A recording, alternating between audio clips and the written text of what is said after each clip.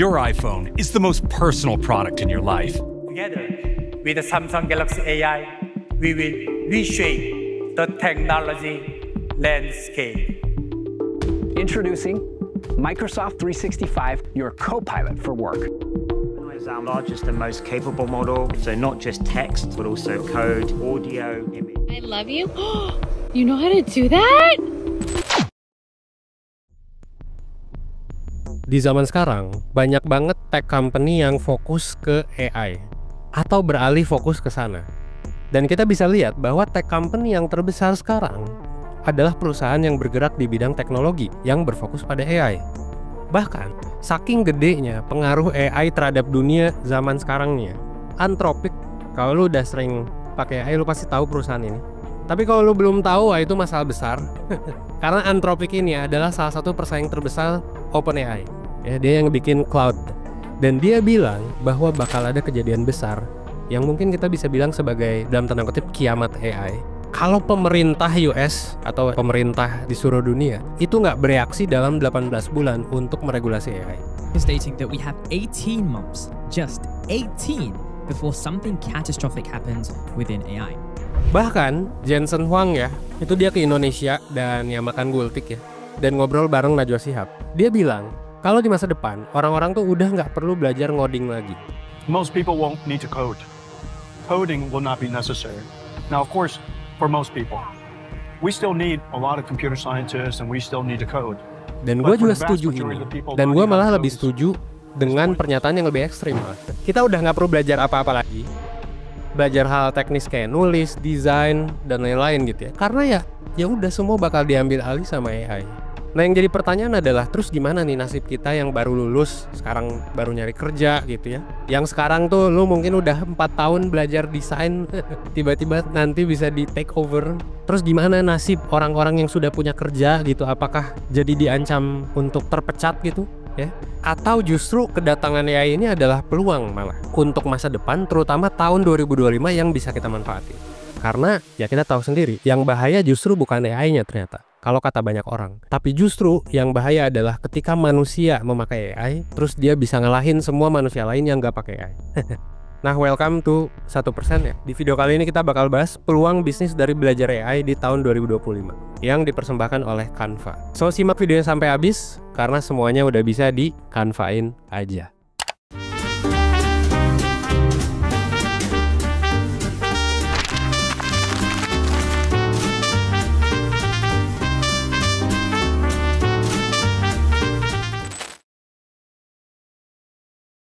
Oke, jadi mungkin banyak dari lu yang sekarang masih kuliah terus bingung gitu ya, mau jadi generalis atau jadi spesialis, atau lu udah kerja nih. Ini tuh perdebatan udah lama dan dulu kita udah sempet bikin video yang udah viral gitu ya, generalis versus spesialis.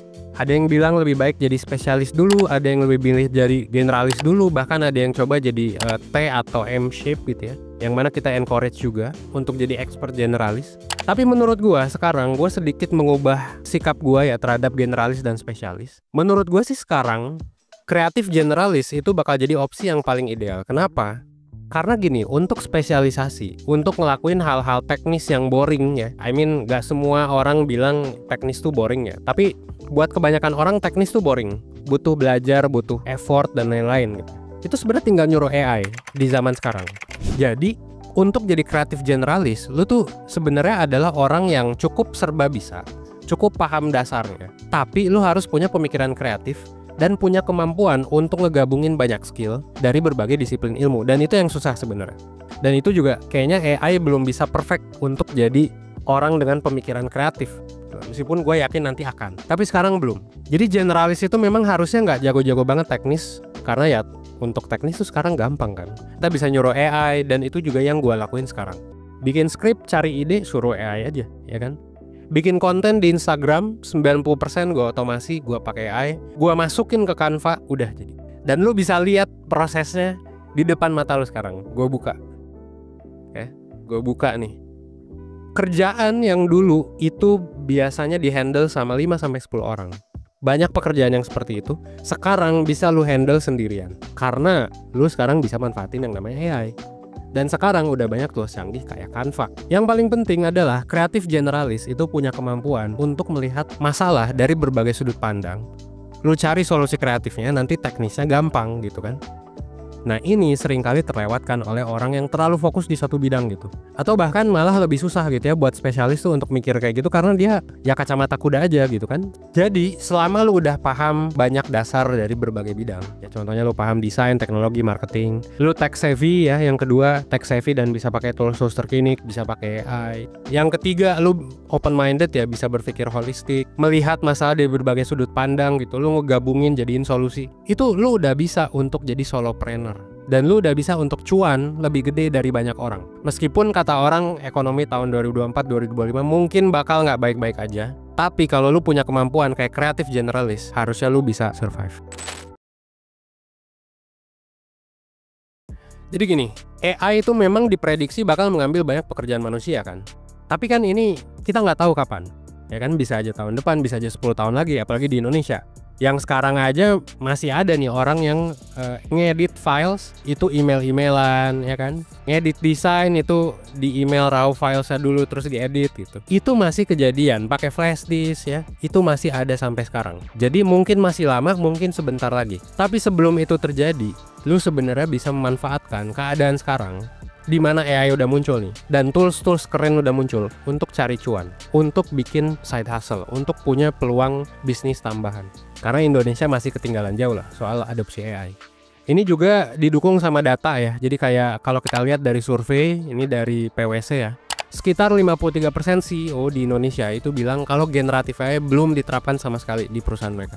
Dan ini jauh lebih tinggi ya dibandingkan 41% di Asia Pasifik. Jadi di Jepang ya, di Asia yang lain gitu selain Indonesia tuh memang masih banyak belum diterapkan juga. Menariknya adalah 70% CEO itu percaya AI itu bakal bisa ningkatin produktivitas mereka dan daya saing mereka, dan ini bikin karyawan tuh harus belajar skill baru, karena kalau enggak ya bakal dipecat aja, bakal keluar gitu. Nah terus pertanyaannya gimana caranya gitu untuk kita ngerti pakai AI, untuk kita bisa cuan pakai AI gitu. This is a whole new global technology industry reset. And so you need to know that you are exactly where everybody else is now. Basically sekarang tuh kalau kata Jensen Huang ya, ini sekarang tuh adalah complete reset. Setiap orang itu punya kesempatan yang sama. Ya selama lu punya internet, lu punya kesempatan yang hampir sama dengan semua orang yang punya privilege lain di luar sana untuk bikin side hustle, untuk bikin passive income, untuk bikin active income ya. Ini meskipun sekarang Indonesia masih tertinggal, lu mungkin adalah 1-10% orang yang memutuskan untuk ya udah gue bisa pakai AI. Ini jadi peluang emas buat lu belajar dan siap memanfaatkan AI sebelum adopsinya makin gila di masa depan. Dan untuk mempersiapkan lu juga supaya nanti siapa tahu ada pekerjaan soal AI, lu bisa ngambil pekerjaan itu. Atau mungkin kalau lu adalah orang yang sekarang di industri kompetitif, ya contohnya industri kompetitif menurut gua adalah content writing, sosmed gitu. Daripada lu jadi orang sosmed biasa doang, kan lebih oke kalau misalnya lu jadi sosmed manager tapi lu bisa pakai tools AI, lu bisa otomasi, lu bisa mainin API gitu kesana kemari. Ya itu lu bakal digaji jauh lebih gede. Orang bakal nge-hire lu daripada orang sebelah yang skillnya mungkin lebih jago tapi ya bisa digantiin AI gitu. Kalau kita kasih contoh gitu ya, ini tuh sama kayak Bill Gates sama Steve Jobs. Itu tuh mereka beruntung mereka lahir dan muda di masa-masa ketika teknologi kayak hardware dan software itu berkembang sangat pesat banget. Jadi mereka hoki jatuhnya ya. Ada hoki juga jadi orang-orang pertama yang masuk ke dunia itu. Sama juga kayak Mark Zuckerberg di umur 18-19 ya. Di masa mudanya tren website itu lagi naik banget dan dia bikin sosial media riding the trend sampai sekarang. Jadi orang terkaya di dunia. Jadi sekarang lu mau nunggu apa lagi cuy? Gitu. Orang-orang di luar sana di Amerika itu udah punya mobil, orang nggak perlu nyetir gitu. Jensen Huang udah invest ke berbagai negara ya.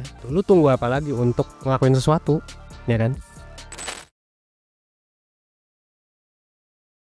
Oke, sekarang gue mau sedikit ngebuka ya apa yang gue lakuin di 1% dan gimana cara ini spesifik gue taruh di Instagram kali ya. Di Instagram gimana gue bisa nyampe ke 700.000 followers dengan menggunakan konten yang 95% pakai AI ya.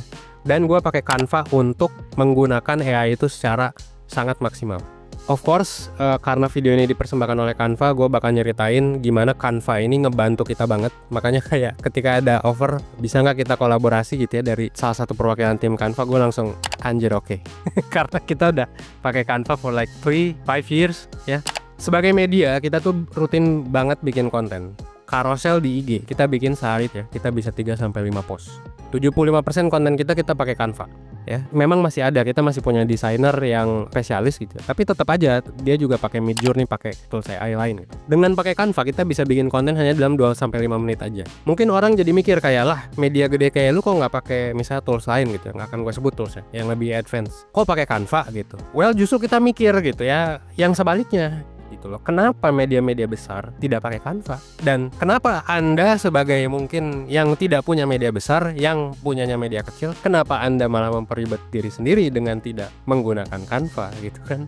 Kita malah mikirnya kebalik gitu loh. Karena Canva sekarang udah punya banyak fitur keren gitu ya, baik buat individu maupun buat company gitu, yang mungkin reach-nya udah sebesar kita gitu. Kayak brand kits gitu ya, yang ngejaga konsistensi branding. Jadi nanti lu tinggal klik doang untuk bikin desain yang sesuai paletnya gitu ya. Terus juga ada bulk create, ini yang selalu kita pakai. Image upscaler, ini biar image gak resolusinya tuh rendah gitu. Background remover, fitur lainnya gitu. Pluginnya juga banyak, bisa lu sambungin ke API. Bahkan Canva gue ngelihatnya sih sekarang kayaknya lagi fokus nih untuk bikin API, ngembangin AI-nya di Canva-nya juga untuk bikin toolsnya lebih cerdas dan mempermudah kerjaan ya. Bahkan kalau lu mau bikin event gitu, untuk brainstorming di 1% sendiri ya, itu kita pakai fitur whiteboards ya di Canva. Ada juga Canva Docs ya untuk bikin proposal dengan gampang gitu. Sekarang juga semua proposal B2B 1% dan semua company yang gue punya hampir semua pakai Canva. Ini menarik sih ya. Saat presentasi pun jadi lebih eye catching gitu ya. Jadi pakai fitur presentation. Jadi tinggal present aja. Itu lu mau present ke bos lu mau present ke siapa aja, itu bisa pakai fitur ini. Jadi buat gue sih sekarang tinggal Canva-in aja cuy. Lu mau sekolah, kuliah, guru, karyawan, punya bisnis, semua bisa dengan Canva gitu loh, dengan AI dan fitur-fitur yang selalu berkembang.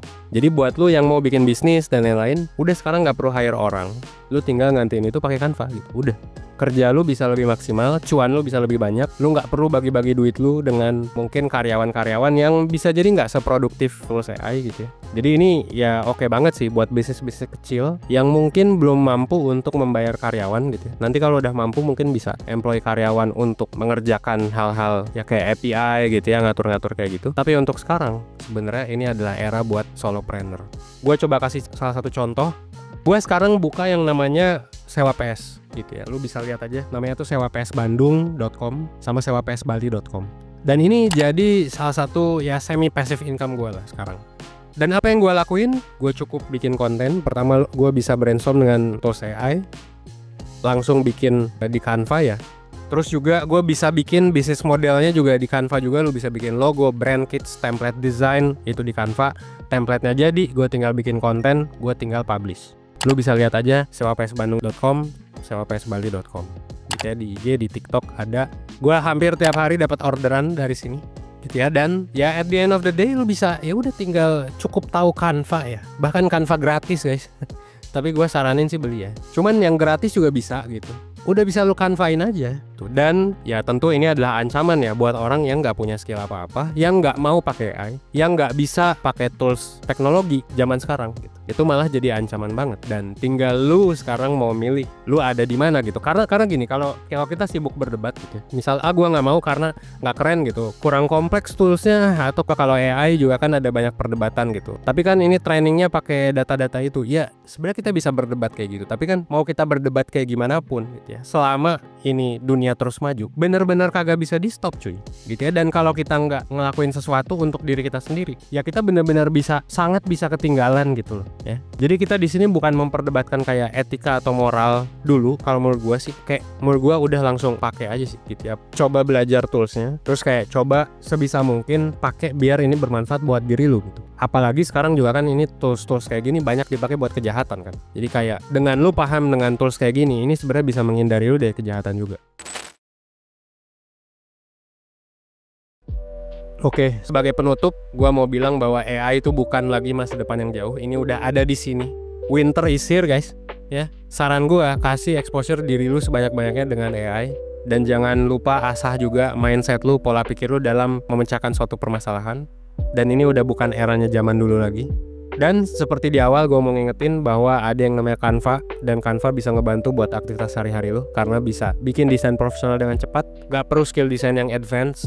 Lu bisa nge-build brand yang konsisten, lu bisa nyimpen logo, warna, font, tinggal klik doang. Hemat waktu dengan tools yang berbasis AI, mempercepat proses desain, dan yang paling penting, everyone can do it. Semua bisa dilakuin di Canva. Brainstorming, desain, kolaborasi, berbagi konten. Jadi semuanya udah bisa di Canva-in aja. Pesan dari gua, jadilah orang yang bisa menguasai teknologi, bukan orang yang dikuasai teknologi atau mengeluh terhadap teknologi.